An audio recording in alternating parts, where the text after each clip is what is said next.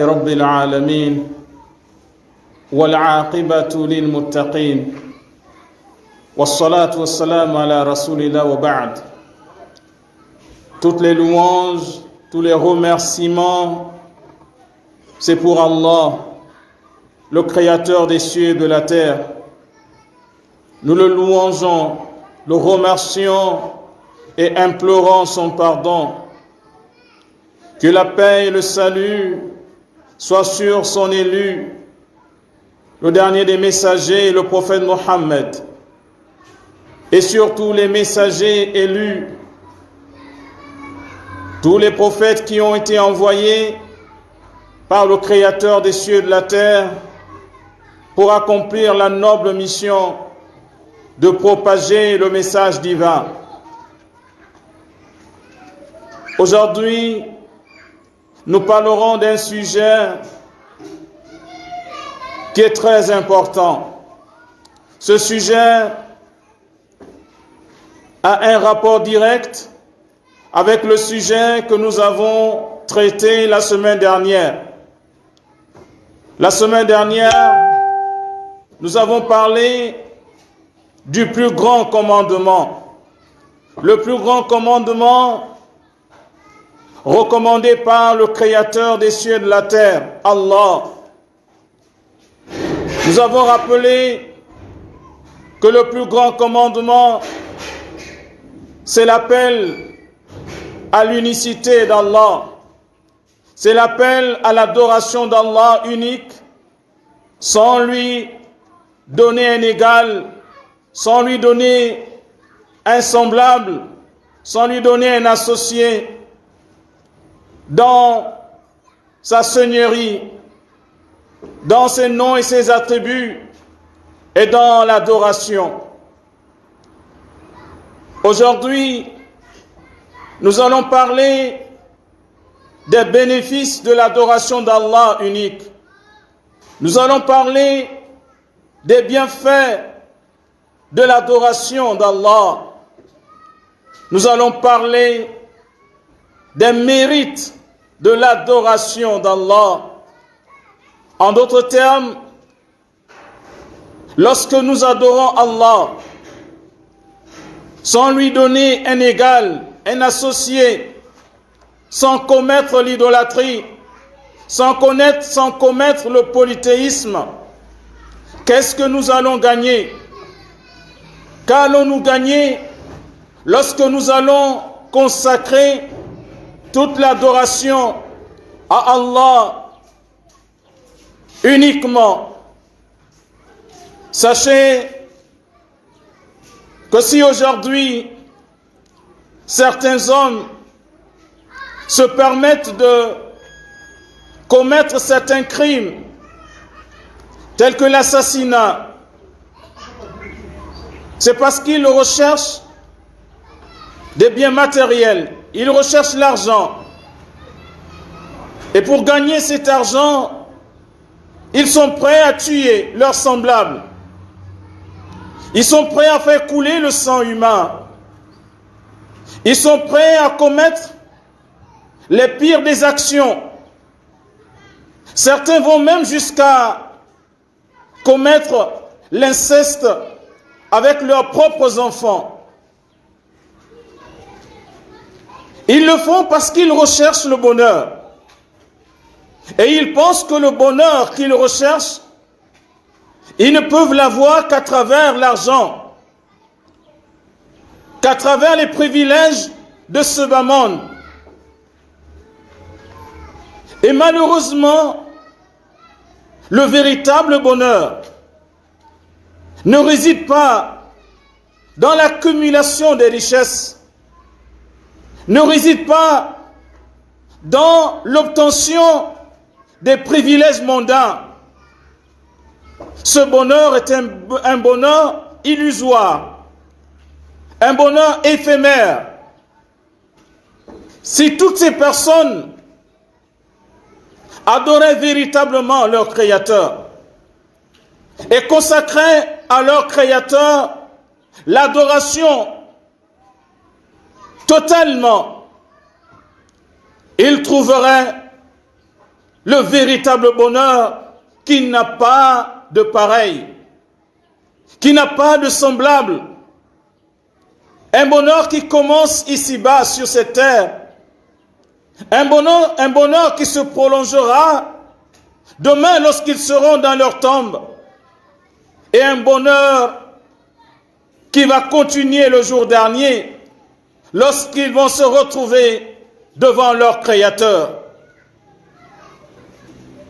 Ces hommes qui s'égarent du droit chemin en commettant ces actes qui sont contraires à la foi, c'est simplement parce qu'ils n'ont pas connu leur Seigneur. Ils n'ont pas compris le sens de l'unicité de Dieu. Car lorsque l'on comprend l'unicité d'Allah, l'unicité de notre Créateur, et qu'on lui consacre toute l'adoration, nous allons vivre un bonheur qui n'a pas de pareil. Et nous allons aujourd'hui parler de ce bonheur qu'on va obtenir en consacrant l'adoration rien qu'à notre Seigneur. Un de nos pieux prédécesseurs musulmans, croyants, disait ceci: Nahnu fi sa'adatin law ya'lamu al-muluk ma nahnu fihi laqataluna bis-suyuf. Il disait, dans la traduction de ses propos, il disait ceci: nous sommes dans un tel bonheur. Si les rois savaient dans quel bonheur nous sommes, ils allaient nous combattre avec les épées. Ce bonheur, c'est le bonheur de l'adoration. Le bonheur de la proximité avec Allah, avec le Créateur des cieux et de la terre. Parlons donc aujourd'hui de ce que nous allons obtenir, de ce que nous allons gagner si nous adorons Allah uniquement. Quels sont les avantages? Parce que d'aucuns pensent que lorsque nous adorons Allah, lorsqu'on consacre notre vie à notre Créateur, nous nous privons. Certains pensent que nous perdons. Ils pensent que ceux qui consacrent leur vie à l'adoration de leur Seigneur, ils ne profitent pas réellement de la vie. Ils ne profitent pas de leur jeunesse. Ils ne profitent pas de leur richesse. C'est malheureusement ce que le diable, leur ennemi, leur fait croire. C'est absolument le contraire. C'est absolument le contraire. Car celui qui voue son adoration à son Seigneur et consacre son adoration à son Seigneur, ce qu'il va récolter comme fruit, comme bénéfice, comme avantage, on ne peut pas l'obtenir avec les biens de ce bas monde, avec les plaisirs de ce bas monde. Le plus grand bonheur, la plus grande joie réside dans l'adoration d'Allah uniquement. Dans l'adoration d'Allah. C'est pourquoi notre Seigneur, Allah exalté soit-il, il fait cette bonne annonce, cette belle promesse aux croyants dans le noble Coran. Il dit ceci: Man amila salihan min dhakarin aw untha wa huwa mu'minun falanuhyiyannahu hayatan tayyiba. Dans ce magnifique verset, Allah, notre Créateur, affirme ceci. Il dit: quiconque accomplit une bonne action, qu'il soit un homme ou une femme, tout en étant croyant, nous allons lui faire vivre une bonne vie. Écoutez la belle promesse de notre Créateur. de celui qui nous a créés, de celui qui nous connaît plus que quiconque, de celui qui connaît là où il y a notre bonheur. Ala ya'lamu man khalaqa. Ne connaît-il pas ce qu'il a créé? Il nous connaît mieux que nous-mêmes. Et il sait dans quoi il y a véritablement le bonheur pour nous. Et dans ce verset, il nous fait une promesse parmi les plus belles promesses. Il dit ceci: quiconque va accomplir une bonne action, va faire le bien, qu'il soit un homme ou une femme, il n'y a point de discrimination auprès d'Allah subhanahu wa ta'ala. Notre Seigneur fait cette promesse à quiconque fera le bien, qu'il soit un homme ou une femme, mais à condition que ce dernier soit croyant. Wa huwa mu'minun. C'est-à-dire, c'est quelqu'un qui consacre toute l'adoration à son Seigneur. C'est quelqu'un qui s'écarte totalement de l'idolâtrie. Wa huwa mu'minun. Telle est la condition. Pour bénéficier de cette belle promesse, de cette grande promesse, de ce bonheur qu'il nous annonce, il faut absolument être croyant. Il faut être croyant. Avoir une croyance qui est correcte. Une croyance qui est pure. Une croyance qui n'est point entachée de polythéisme. Quelle est donc cette belle promesse? Quelle est cette belle promesse?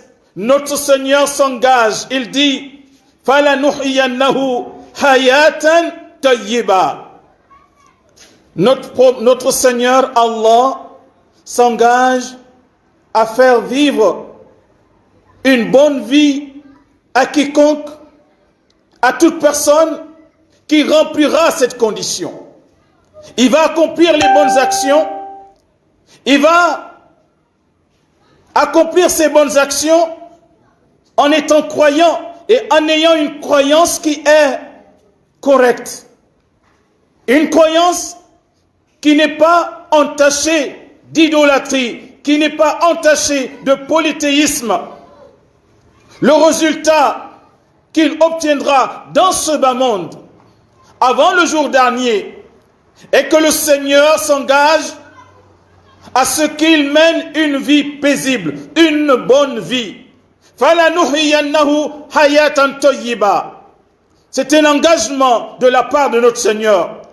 Il dit: assurément, nous lui ferons vivre une bonne vie. Pensez-vous que celui à qui notre Seigneur promet la bonne vie, pensez-vous que celui-là peut être malheureux? Pensez-vous? Absolument pas. La bonne vie, c'est quoi la bonne vie dont il s'agit ici?